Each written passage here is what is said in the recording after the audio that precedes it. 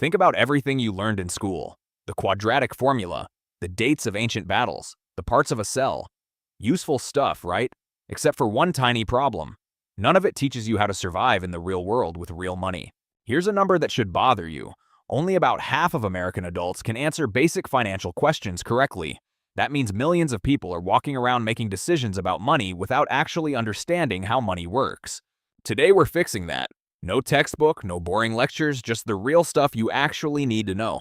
Here's what I don't understand. We spend 12 years in school learning things most of us will never use again. But when it comes to the one thing that affects every single decision we make, money, we get nothing. Silence. Crickets. The average person graduates high school knowing more about the Civil War than about how to file taxes, more about chemical reactions than about compound interest, more about foreign languages than about credit scores. You can tell me what year World War II ended, but can you tell me how much you should be saving for retirement? Probably not. And that's not your fault. That's the system. The result? People making good money who feel broke.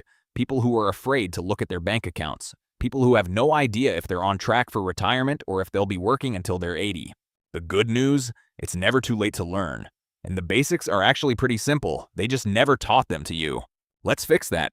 Here are the 7 financial lessons school never taught you. Lesson number 1. Your net worth is the only score that matters. Not your salary, not your bank account balance, your net worth.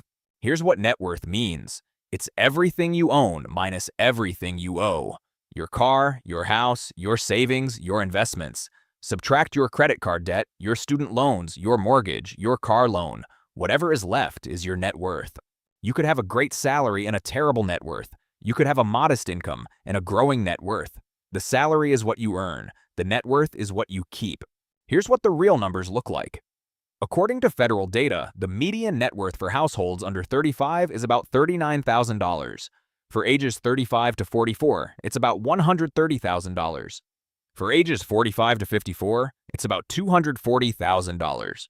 If your net worth seems low compared to these numbers, don't panic. These are just benchmarks. But now you know where you stand, and you can't get where you're going if you don't know where you are. The key is to track your net worth over time, not every day, not every week, once a quarter, once a year. Watch it grow. That growth is the real measure of your financial progress. Your salary might go up and down. Your bank account might fluctuate. But your net worth tells you the truth about whether you're actually building wealth or just spinning your wheels. Lesson number 2. Your cash flow is the difference between comfort and chaos. Cash flow is simple. It's what comes in minus what goes out each month.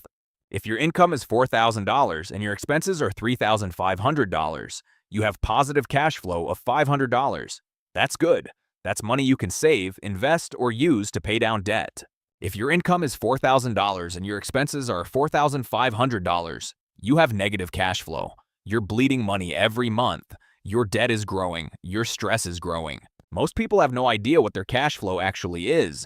They know their rent, they know their car payment, but the small stuff, the subscriptions, the takeout, the random Amazon purchases, that's where the money disappears. Here's an exercise that will change your life. Track every dollar you spend for 1 month. Every coffee, every snack, every subscription, every impulse buy. At the end of the month, add it all up. You will be shocked at where your money is going. Once you know your cash flow, you can make decisions. Maybe you cut $200 in subscriptions you don't use. Maybe you cook at home 3 more nights a week. Maybe you find cheaper insurance. That $300 a month you save, invested at 8% for 30 years, becomes over $400,000. Small changes, big results. That's the power of understanding your cash flow. Lesson number 3. The emergency fund is your financial airbag. You hope you never need it, but if you don't have it when you need it, you're in serious trouble. According to federal data, nearly 40% of adults couldn't cover a $400 emergency without borrowing money or selling something. Think about that. A $400 surprise, a car repair, a medical bill, a broken appliance, and nearly half of Americans would be in debt because of it. An emergency fund is exactly what it sounds like. Money set aside for when life happens. And life always happens. How much should you have? The traditional advice is 3 to 6 months of expenses. But let's be real. For someone living paycheck to paycheck, saving 6 months of expenses sounds impossible. So start smaller. Start with $500, then $1,000, then 1 month of expenses, then 2. You don't need to build the whole thing overnight. You just need to start. Here's what nobody tells you about emergency funds. They're not just about the money, they're about peace of mind. When you have money set aside, you sleep better, you stress less, you make better decisions. Without an emergency fund, every surprise is a crisis. With one, every surprise is just an inconvenience. That's worth more than the interest you might earn investing that money instead. Keep your emergency fund in a high-yield savings account, not in the stock market, not in crypto, not in something that can lose value right when you need it most. Boring is good for emergencies. Lesson number 4. Not all debt is created equal. School never taught you this, but some debt can actually help you build wealth. And some debt will destroy you. Good debt helps you buy things that go up in value or increase your earning potential. A mortgage on a home that appreciates. Student loans for a degree that leads to higher income. A business loan to start something profitable. Bad debt is money borrowed to buy things that lose value.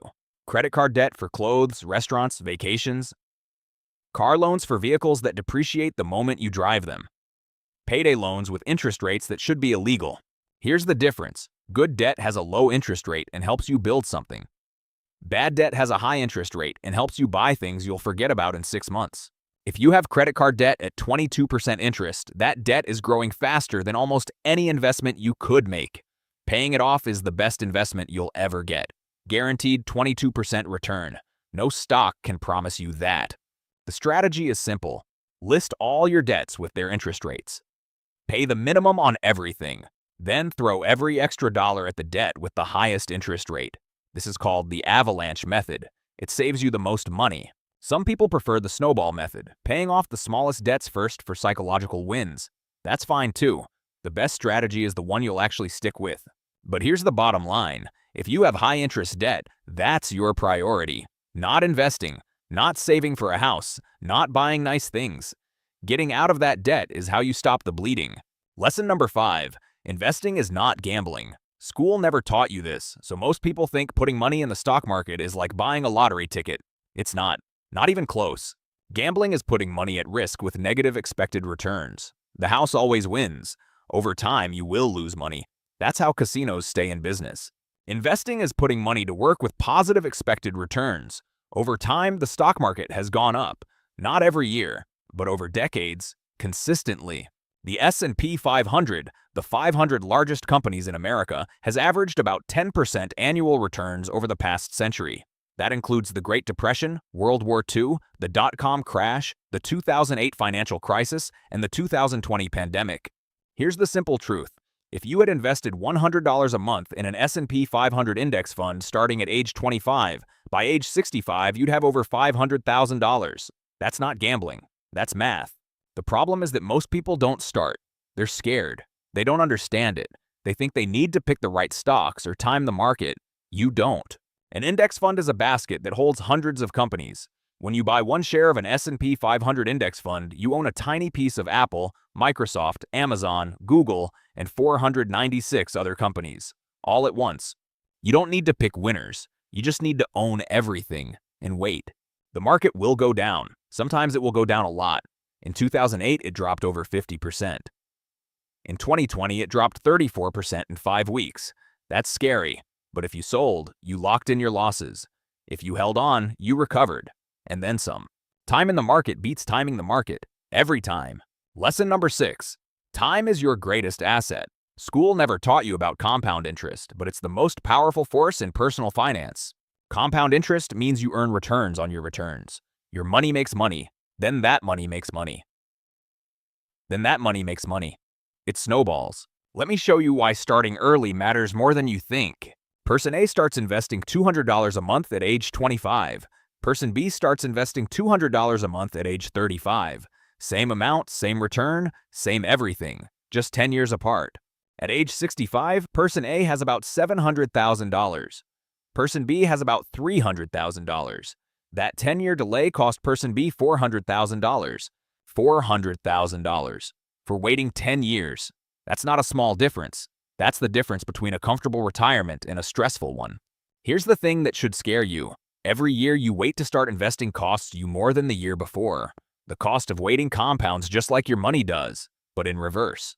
If you're 25, you have time on your side. Use it. If you're 35, you still have time, but you need to be more aggressive. If you're 45, you're not out of the game, but you need to get serious. The best time to start investing was 10 years ago. The second best time is today. Lesson number 7, your biggest wealth-building tool is your income, not your investments, not your budget, not your credit score, your ability to earn money. You can only cut so many expenses. You can only save so much by skipping coffee and canceling subscriptions. But your income, that can grow. A lot. Let's say you optimize your budget and save an extra $200 a month. That's great. That's $2,400 a year. But if you get a raise, switch jobs, or start a side hustle that brings in an extra $1,000 a month, that's $12,000 a year. Which one moves the needle more? The income increase. Every time. I'm not saying don't budget. You should budget. But don't spend all your energy saving $5 here and $10 there while ignoring the fact that you could be earning $500 more a month. Invest in yourself. Learn new skills. Ask for that raise. Apply for that better job. Start that side business. Your earning potential is not fixed. It can grow. And that growth is the single most powerful thing you can do for your financial future. The people who build serious wealth don't just save more. They earn more. They find ways to increase their income. They invest in themselves, and then they invest that extra income. Your job is not just a job. It's the engine that fuels everything else. Take care of it, grow it, and it will take care of you. Let's lock this in with a quick recap, because knowing this stuff is one thing. Remembering it is another. 1. Your net worth is the only score that matters. Not your salary, not your bank account. What you own minus what you owe. 2. Cash flow is the difference between comfort and chaos. Track your money. Know where it's going. Small leaks sink big ships. 3. The emergency fund is your financial airbag. Start with $500, build to 1 month, then 3, then 6. Peace of mind is worth more than interest. 4. Not all debt is created equal. Good debt builds wealth. Bad debt destroys it. Pay off high-interest debt before you do anything else. 5. Investing is not gambling. Index funds, time in the market. Own everything. Wait. It's not complicated. 6. Time is your greatest asset. Start now, not next month, not when you have more money. Now. Every year you wait costs you more than the last. 7. Your biggest wealth-building tool is your income. Invest in yourself. Grow your earning potential. The more you earn, the more you can save and invest. Here's the thing about all of this. You don't need to do everything at once. You don't need to be perfect. You just need to start. Pick one thing from these 7 lessons. Just one. Maybe it's tracking your net worth. Maybe it's building an emergency fund. Maybe it's opening an investment account. Do that one thing this week. Then next week, pick another. Then another. Small steps. Consistent actions. That's how wealth is built. School never taught you this stuff. That's not your fault. But now you know. And knowing is only half the battle. Doing is the other half. You have the information. You have the roadmap.